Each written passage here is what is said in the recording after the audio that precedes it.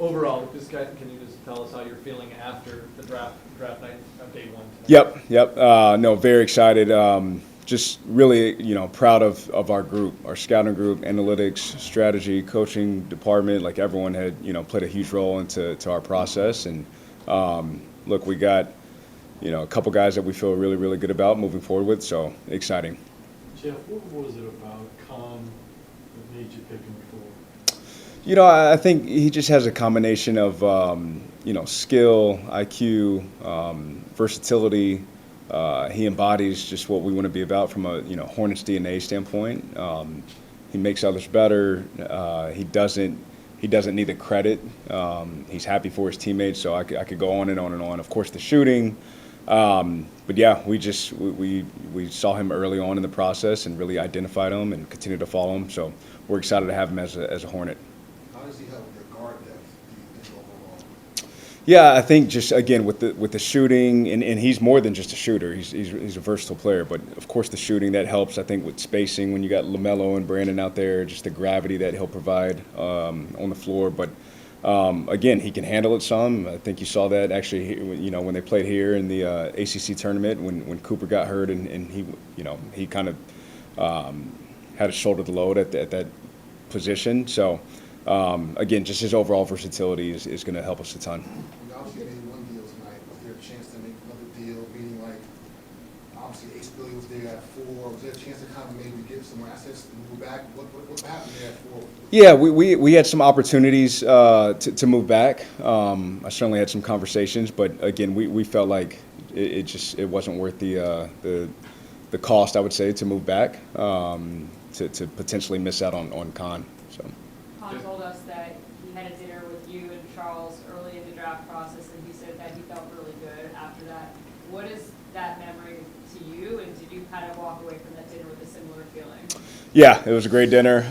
We ate too much, but he, for me, I think you go the entire season of watching these guys play, and then you get to sit with them for hours and get to know their personality and truly figure out what makes them tick, what motivates them. So just getting more insight to his personality was great. He, I think he wasn't very excited about Charles and I. He was very excited though about Andy Dalton, who was in the restaurant with us. So, Supperland. We went to Supperland. Yeah. If the season started today, you might have a 6'9" center in Musa. How much of a priority right now, either be it the rest of this draft or going forward the rest of the summer, is to possibly find a solid 6'11" or 7-footer? Yeah, I'd like to. I think we would like to continue to add some depth to the front court. Of course, we still have Nurkic on the roster as well, so who gives us size and just he's been in the league forever, so experience. So with Nurkic and Musa, I feel good there. But again, I do think we would like to add some depth in that position. Was getting back into the first round something that you were pretty predetermined to do today, or is it something that as the first round went on, you saw an opportunity later on in the evening? Yeah, I'd say it happened a little bit earlier this morning. We started to get some calls about things could move around a little bit, I can't get into all the details of the trade, of course, but it. Again, we felt good about it. As I've always said, like we're going to always be strategic and opportunistic. Anytime we could pick up 2 first-round picks, like we're gonna take a hard look at that. You mentioned that Con Kniffel ACC tourney run here in Charlotte. How much, because Cooper Flag goes down, he's pretty much the guy on offense for them. How much did that influence your decision to take him? I wouldn't say it influenced it. It certainly helped. More than anything, I think it just kind of showed his versatility and his ability to rise to the occasion.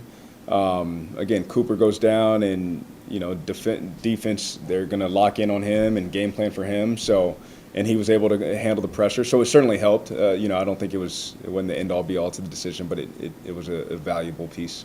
Talking about that meeting with them, there were some reports about you guys not meeting with some prospects, but I know you've kept them secret in the past with T-John. Did you work out all the players that you wanted to, and how much do you prioritize a personal workout with the team when deciding to pull the trigger on a guy? Personal workouts are important. With that said, I've been a part of plenty of draft processes where you don't get to work out a prospect that you want to just because of the range that you're picking in. You know, inevitably the agents, they do their job of trying to protect their players from, I'd say, working out for teams that realistically they're not in their range. So, but again, that's why we go watch games throughout the season and, have Zoom interviews with these guys, whatever it may be, meet them in Chicago to get to know them more. So.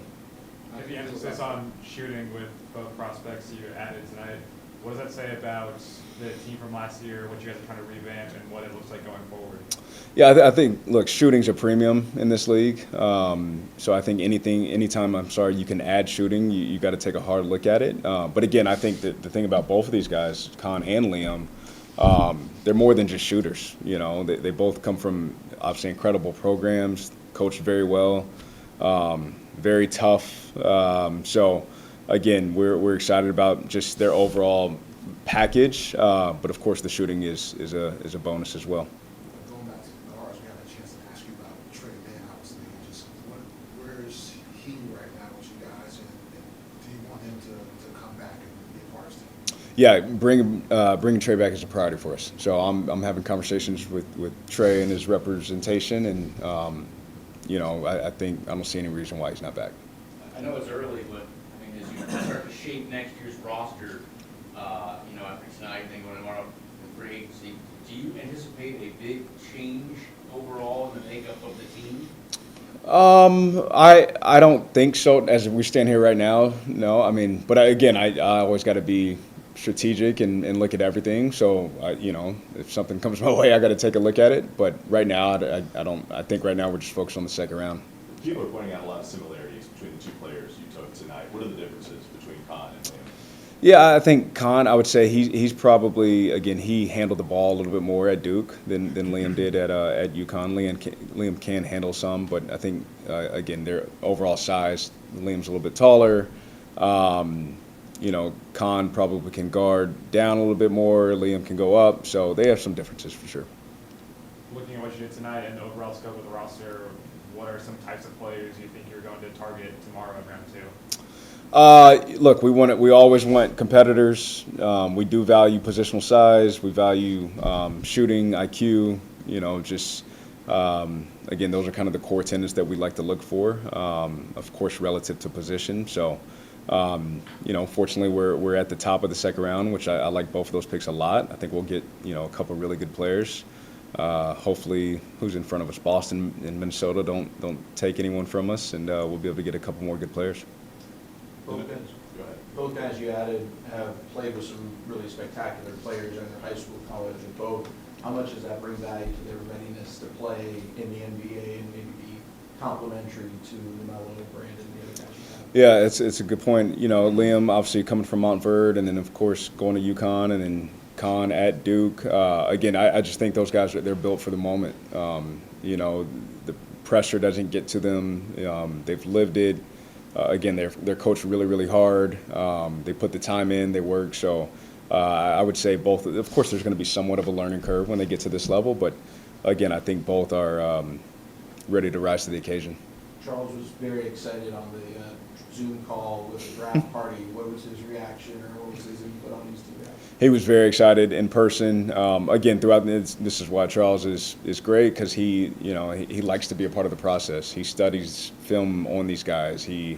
Of course, he came to the combine. He draft workouts. Even during the season, he'll ask me about different college prospects. So very excited that we were able to get Con and Liam. Yeah, Ace Bailey didn't work out with you guys, and would you have considered him had he worked out, or? Yeah, and we considered him even though he didn't work out. Again, I think at the end of the day, just we felt a bit more comfortable with Con. But yeah, that's, again, each agent and player, they have their own process that can't knock. So It wasn't something that's why you ruled out, though? No. The 2 picks tomorrow, that would be 4 total in this draft if you make them both. Do you think you're going to make them both, and do you think you have enough roster space to do making the 4 players and stuff? we definitely have enough roster space. I don't know exactly what it's going to look like. Some of it will depend on free agency. So, the good thing is we have the optionality to make them both and keep them, or maybe move around a little bit. One of the terms that has been used to describe Con's game is the connector, or connectability. What do you see, or where do you see that in his game, and is the best way to kind of describe that? I just think he's willing to do whatever. It's pretty simple. Whatever he needs to do to help his team have the best possession on either end. So if that's, again, he can handle the ball, but if that means he needs to go set a screen for a teammate, he'll do that. And if he needs to roll, he'll do that. If he needs to pop, he'll do that. He can execute DHOs. He can, again, initiate the offense. And then defensively, he's going to communicate. I would say his ability to process things at a pretty quick speed helps him on that end, so he can help direct guys on that end as well. So those are all, I would say, traits to be able to connect. You focus on not skipping steps in the offseason and just trying to build this thing up the way you want to have it stand years upon years. How is this offseason, would you say, kind of stacking up in your vision to make this thing work the way you want to going forward? I love where we are right now. Coming into this draft, it was like let's try to get a few good swings at it, to add some good young players that we can continue to grow and continue to be a part of our core moving forward. So obviously we'll see how free agency shakes out, but I think we're in a really good spot. Our financial flexibility is in a great space moving forward. We have a lot of picks still. So again, we acquired 2 more tonight, used 1, but I think we're in a really good space going forward. And since we got you, where's Brandon Miller, and how healthy is he, and how close is he to being full go? He looks very impressive right now. He's in the gym, he's working out, so it's been exciting. I'm just excited for him because it really, really hurt him to be out last season and not be out there with his teammates, his brothers. So I'm excited for him because he's put the work in to get to this point. Obviously late, but have you heard from any of the players after you guys made the 2 picks that you did? I have not, no. Year 2 in Charlotte, how much did your draft process change from year 1 to this year after getting a full season in the job? I'd say it changed from the standpoint of just, having a full year here with our scouts and our, the analytics group, medical performance, again, coaching staff. So, last year I got here in March, so it just happened fast. You're getting opinions from the scouts here, and I knew how we viewed players when I was back in Brooklyn, so you kind of just trying to gauge everything. But this year, I think, everyone's much more comfortable with their role and things like that.